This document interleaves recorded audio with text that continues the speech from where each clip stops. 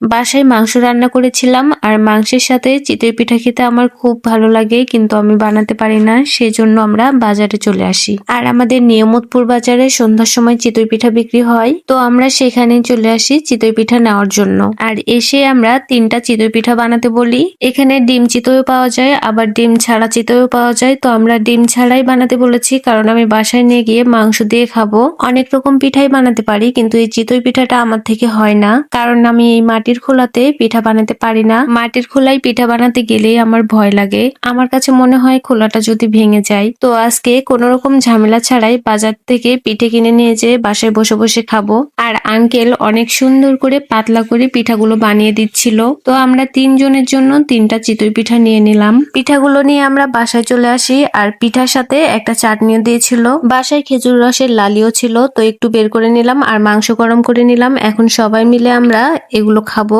মাংস দিয়ে তো চিতই পিঠা খেতে ভালোই লাগে, কিন্তু খেজুর রসের লালি দিয়ে চিতই পিঠা খেতে আরো মজা লাগে। তো আজকে রাতের খাওয়া দাওয়া এটাই ছিল। আশা করি আমার সম্পূর্ণ ভিডিওটি আপনাদের ভালো লেগেছে, আর ভালো লাগলে লাইক কমেন্ট শেয়ার করে পাশে থাকবেন। সকলে ভালো থাকবেন, সুস্থ থাকবেন। আজকের মতো এখানেই বিদায় নিচ্ছি। আল্লাহ হাফেজ।